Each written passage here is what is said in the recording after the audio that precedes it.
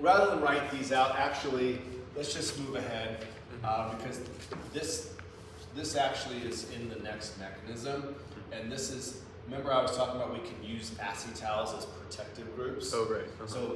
So this is an example of that. This is basically a protective group on here. So diether. So based on tweaking water and the concentration of alcohol, so again, you know, is it 1 to 1? Mm-hmm. Is it 2 to 1 or in excess? Mm-hmm. We can then control which side we go to. All right, so we can modulate it. We can say, okay, I want an acetal. I've got to do a dehydration. So I got to essentially put in, well, up here, right? Yeah. Put in a diol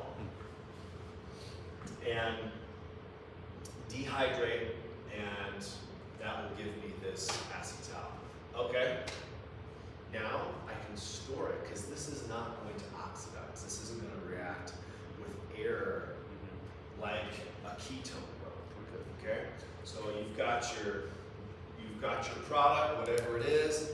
You want it to be a ketone, but you want to put it in your stock room for a long time and come back to it and know that it hasn't degraded over time. So just pop on an acetal group on there. Okay.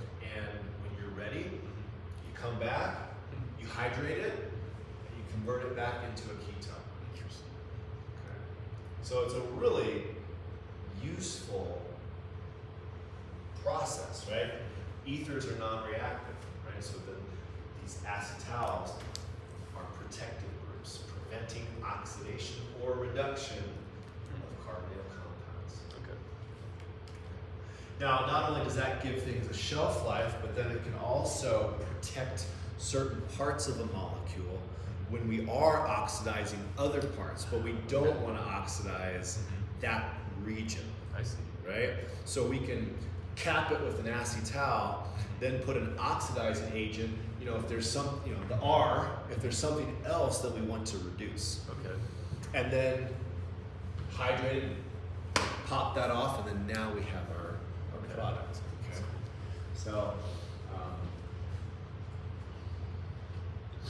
So yeah, very, very high utility. And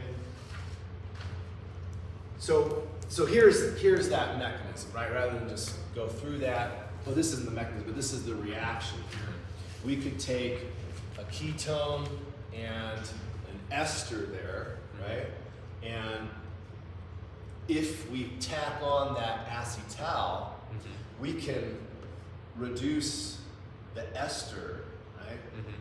Without, and preserve that ketone by then popping it off later on, right? With that dehydration. Okay. And then rehydration.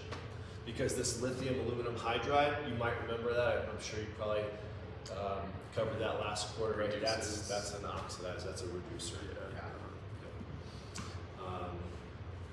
So, you know, going from like complex carbohydrates like starches to then converting them to carbonyls, like ketosis, breaking down ketones into sugars, all of this is happening inside of us in a biochemistry perspective. So if we were to write this out, let's see how this would look. So we have cyclohexane, and it's got this ester on there. Okay. First thing we're going to do is we're going to put that first step in, which is the hydrogen protons, right? And then that diol. Okay. So step one is going to give us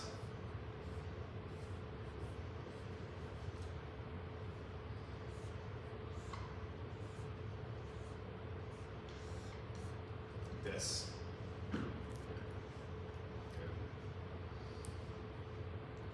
And it doesn't interact with the other, like the other carbon. No, it's not going to interact with that other carbonyl. Okay. Okay. But what's next? I'm going to make sure I don't trip over these cords here.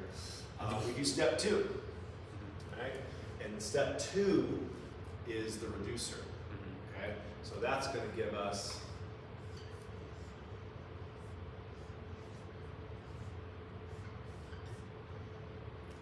that's going to reduce this to an alcohol, I believe. Oh, but not there. It's going to be here. Okay? So we reduce this carbonyl carbon. We take off this, whatever that R group is. Oh, yeah. We put one of the hydrogens on there to get this. Okay. Okay.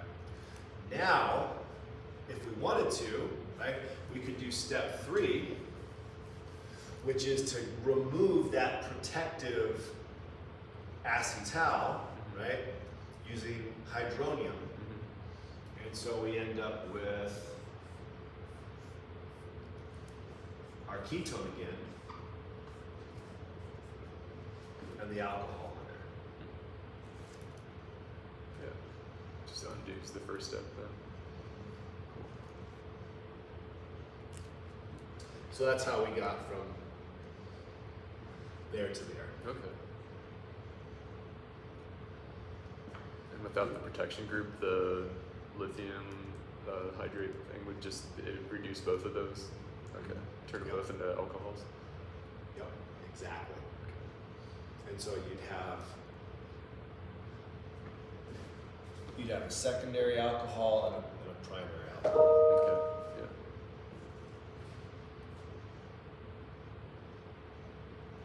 All right. So that's the oxygen nucleophile. Mm-hmm. If we wanted to talk about using nitrogen, because like I said, I'm going to really just kind of focus on these two for the most part. What we can do is, just like we did a hemiacetal, and if we just kept driving that further, we could get into the acetal. Here, we have this intermediate that's called a carbanolamine, and we can do a dehydration.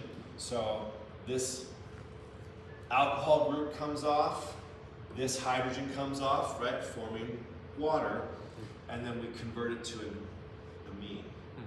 Amine, however you want to pronounce it, but not amine, imine. Okay.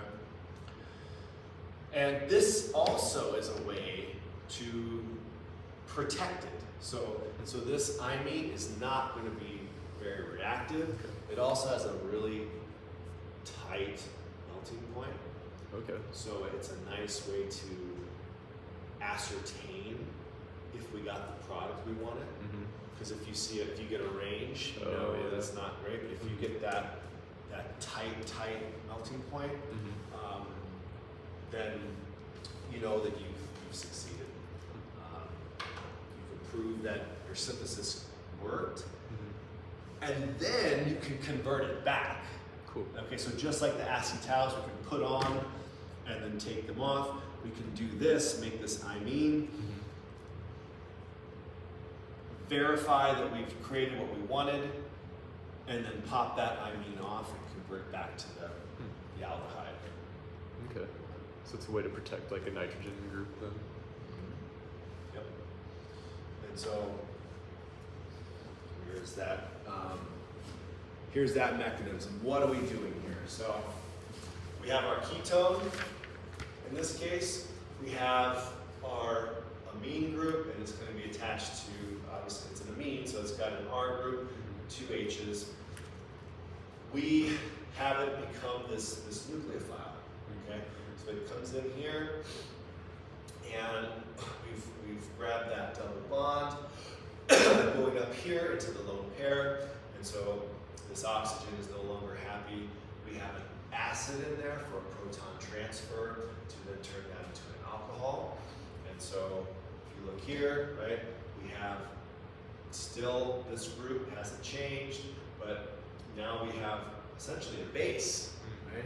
So we need both acid and base to then remove one of those hydrogens, to accept that accept that proton, right, the Lewis base, and then now we have this carbonylamine, okay? And just like, just like we went from hemiacetal to acetal, we can then further, in the presence of acid, we can protonate that alcohol group, which then turns it into a good leaving group, okay? So it pops off, and now we just have our amine, or amine, as a protective cap, okay?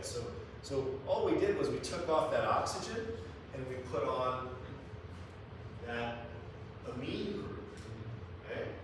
And the base that's left over is going to pull off that hydrogen, and now we can store that.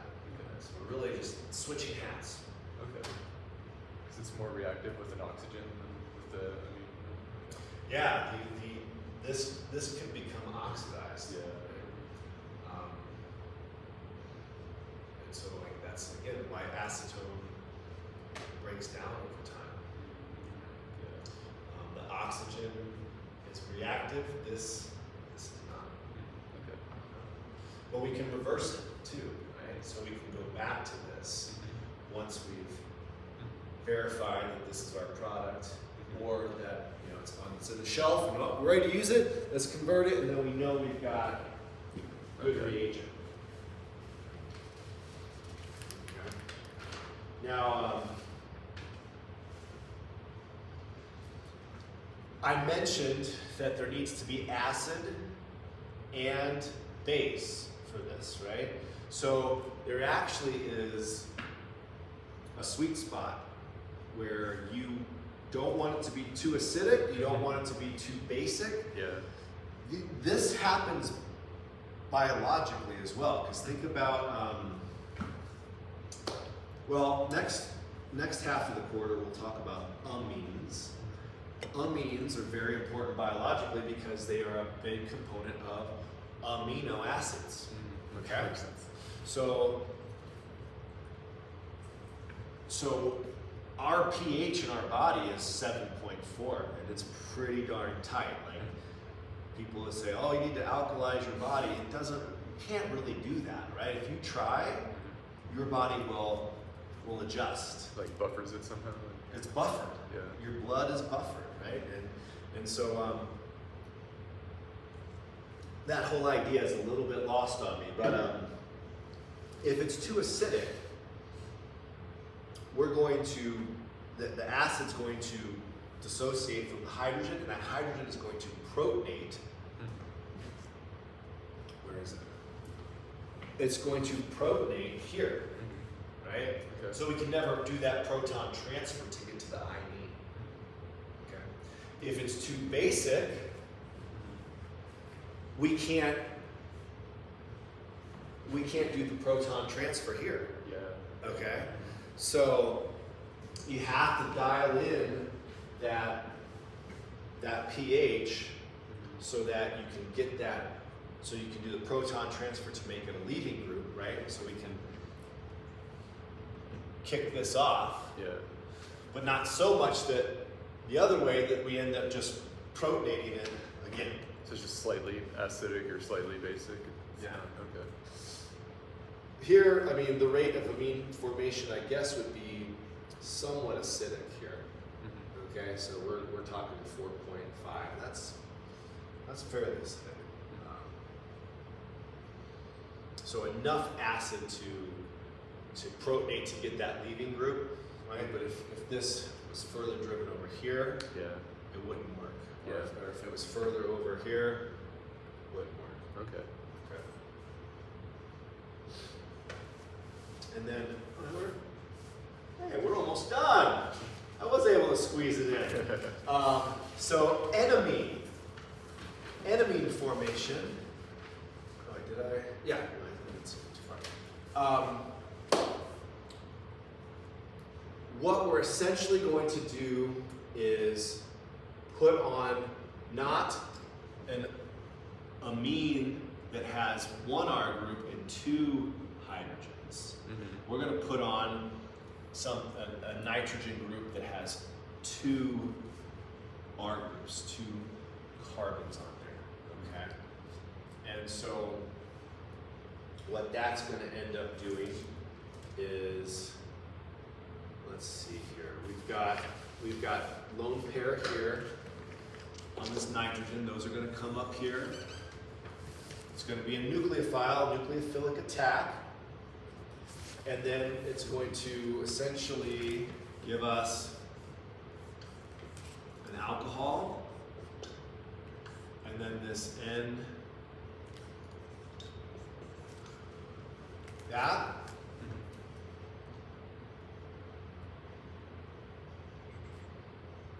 And now that's slightly different, right? That's different from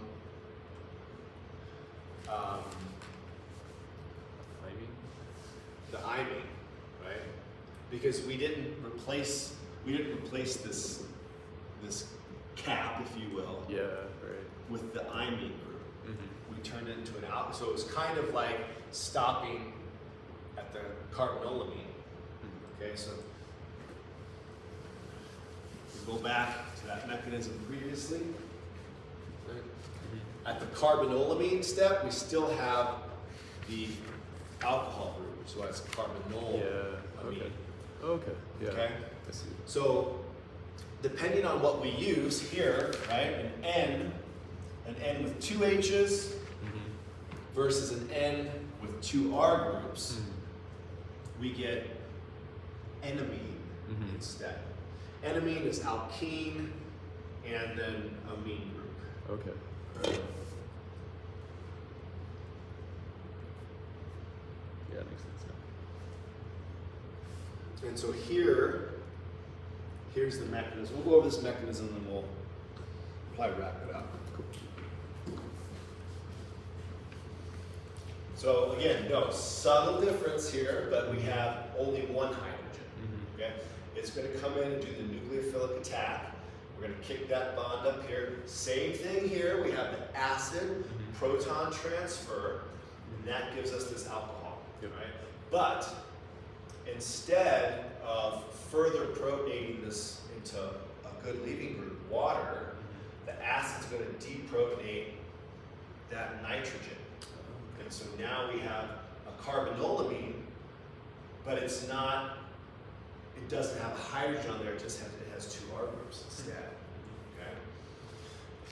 We then, if we want to take it further, right, this is that step, if we take it further, then now we have this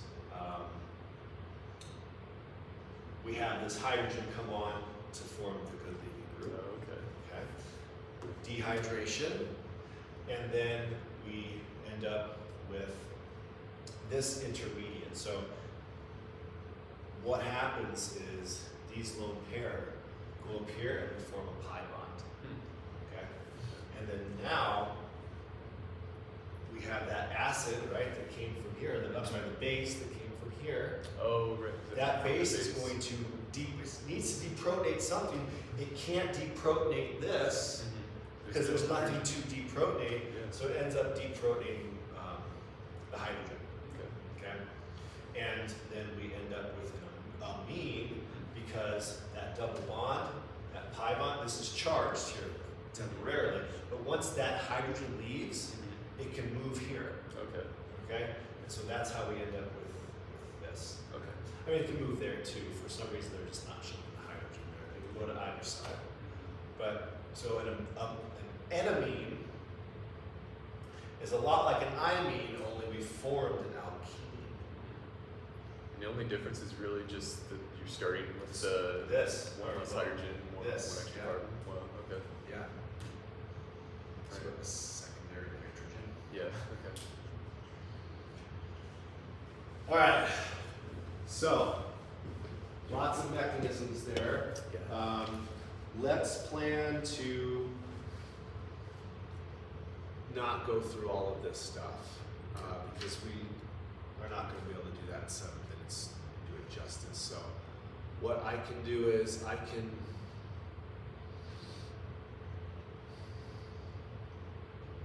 figure out where I pulled this from. Clearly it's from the textbook, so I'll look and see if I can find the solutions to this, Okay. and then I'll just I'll post them in this week. Okay. Cool. So we can check our. So if you have any questions, you know, and this can be. Are you recording? Yeah. Yeah. This is your homework, Nikki and Lex. You can work on this as practice. Okay. Okay. Cool. For the exam, I do need to figure out how I'm going to do the take-home part because I know Nikki was curious about that, and I will figure that out. I'll get you an answer this week, so you're not stressed about it. But essentially, the exam is designed to be able to do it in 2 hours. Okay. Okay, theoretically. So, you know, that take-home part shouldn't take all day. Right? So, I just need to figure out what's a fair and equitable amount of time, and I'll let you guys know. I'll do an announcement or something. Okay. Just keep an eye out for that. Any questions, Ron? No. I'm glad I have the video because I can kind of go back. Yeah. Pause it. Yeah.